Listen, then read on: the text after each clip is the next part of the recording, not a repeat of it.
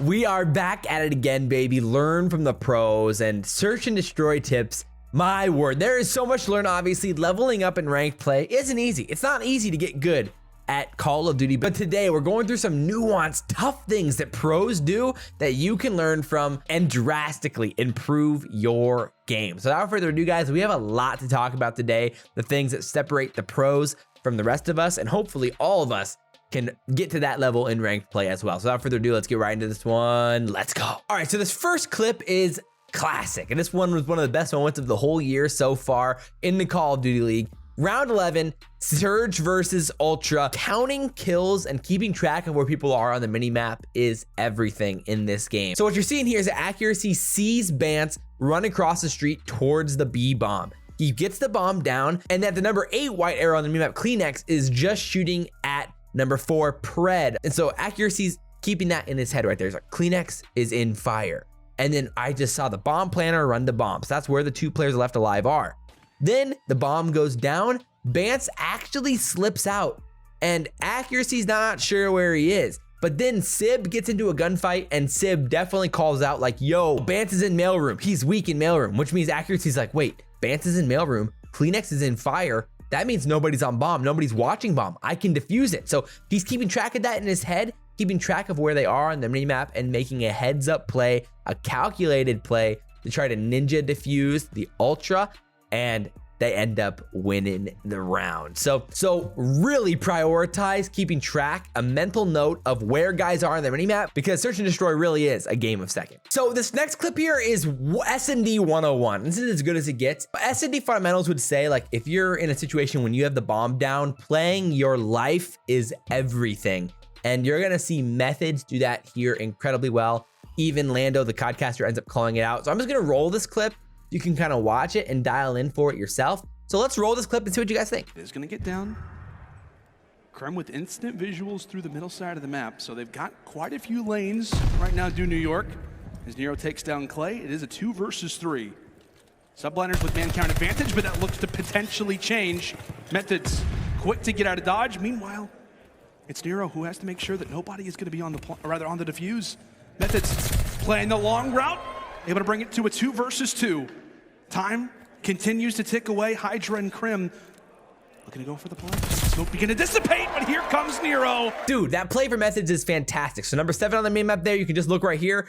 I mean, he gets into this gunfight and then he dips. He's out of there. And so then New York is like looking for him, like, yo, where did he go? Where was he? And they can't find him, and it's a big reason for why they end up winning the round. And so when you pair that with Nero playing so patiently inside church to wait from the callouts for Methods and play the time on the bomb, that is SnD 101 from Boston. A lot of the times when you're in a tough situation like that, especially when you're down a man, you have to expect that there's gonna be another player nearby. And so if you're getting into a long range gunfight like that, relocate, play your life, find a new angle, and create a more advantageous gunfight for yourself. It's so important. All right, so this next clip is high level SnD from both teams here. Some really, really fun plays. That's why this round had to be in here. So what you're gonna see here is Cammy has the bomb and he wraps back, and Awakening shoots at him on the bomb. So he's like, all right, that's Awakening. He's on the stairs right there. Then he wraps back towards Dubs, and then he gets shot at by both Awakening and Vivid. So he's like, oh wait, Awakening wrapped back towards Broken, and I just saw Vivid. That means I have an opportunity to plant here. So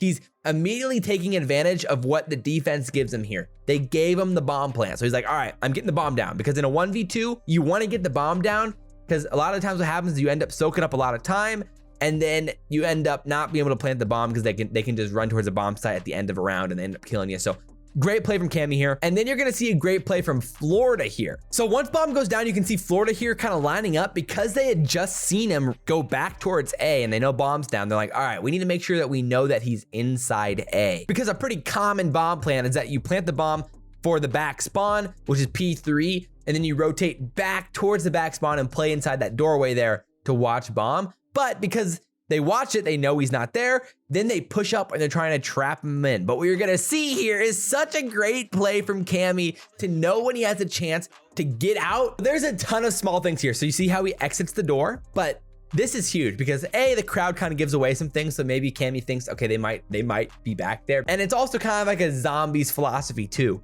where if they're not in front of you, so he opens the door and nobody's there. So where are they? Could be behind you. So he opens the door, he leaves, no one's there. So he turns back around and rechecks, bang, finds a kill. But what's crucial here, just like the clip before with Methods, he relocates immediately. It's a zero hesitation. He finds the kill on Awakening and he is running because he just saw the bomb, nobody's on bomb. So he knows he has some time.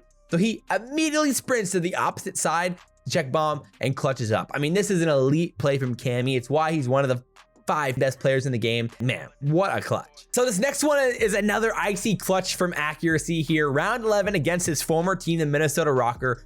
And on Tuscan, bomb was down, and you're seeing that right here. And actually, Minnesota ends up backing up and playing kind of a weird corner here. They're giving him the chance to pick up the bomb. So he's playing a little bit slow to make sure they don't rechallenge anything real quick, which is a smart, patient SnD play. Then he uses time effectively here. He grabs bomb with enough time left that gives him some opportunities to either go to A or B. And because he thinks that they think that the bomb is down at A, and because in this game, they announce when you pick up the bomb, like, the enemy team has the bomb, which is insane and so stupid. Either way, he knows that they'll know that he has the bomb. So he picks up the bomb and immediately sprints to B. But that, again, because it's a smart play from Accuracy, they go check the A bomb first, which gives them the chance to get the B bomb down. These are all the mental games that pros are playing with each other. This is where the Rocker make a big time mistake. They split up.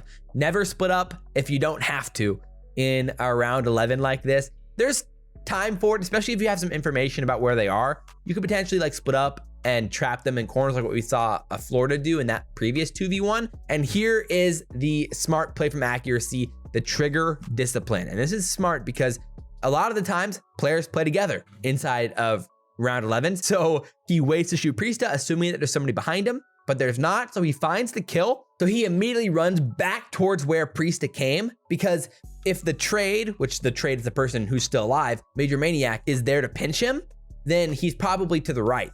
So he wraps back to the left real quick to give himself a chance to reach out on Major Maniac if he's there. He's not. Because he's not there, immediately you have to assume that he's on the bomb. He immediately goes, checks the bomb, bang, he gets him off the bomb, he plays time, he clutches the round 11. I mean, such a freaking great play from Accuracy. So the key here is play like Accuracy and get those SnD instincts down. So this next one from Celium is just a simple, easy play, and it's not a big situation, but it's just such good SnD instincts. And this is playing off of where the bomb is planted for. And so watch Celium. He's number 5 on the mini map here. FaZe doesn't know where Methods is. He could either be on the backside of B, which is in the train room, or he could be wrapping all the way through the spawn, and those are the only 2 places he could probably be. So as Simp is hopping on the bomb, he's calling out, yo, it's planted on the back. So then based off FaZe's setup here, if you pause it, the Simp has kind of that front side of the bomb covered. There's no way Methods could be there. So immediately when Celium hears that from Arcides, he's thinking, okay, where's the only place that someone could shoot the person who's on the bomb?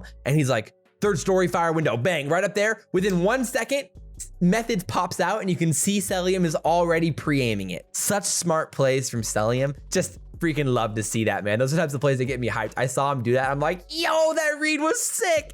And just that type of nerdy SnD stuff gets me pumped. So again, ask yourself that question when you're defusing a bomb or you're in a 1v2 or a 2v1 or whatever. So just elite plays from FaZe and Celium. All right, so this final clip here is just some impressive patience and composure from the rookie Capsidal against the world champions FaZe. So what you're seeing here is just absolute patience from him as Boston works to get the bomb down. And Boston's been a really, really solid SnD team. They end up winning this map. This is the game-winning round against FaZe. He's just kind of finessing the corner here. He got here and he gave himself a chance to make a play. So right after he kills Simp, you can pause it and you can see right there that Arcides is shooting at him. So they know Arcides is there. They know one player's there.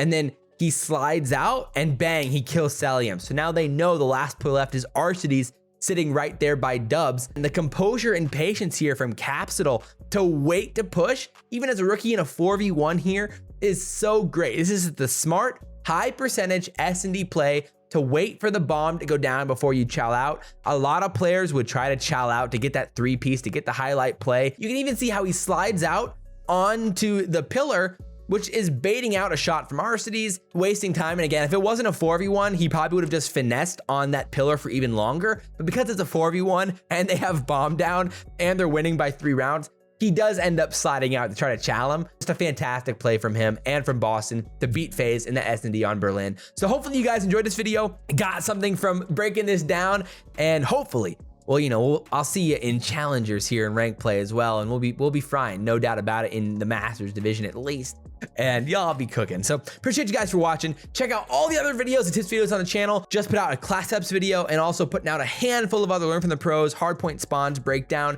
and a lot more. Go check out those videos and other tips videos on the channel as well for Vanguard. Appreciate you guys. We'll talk to you guys very soon. I'm out.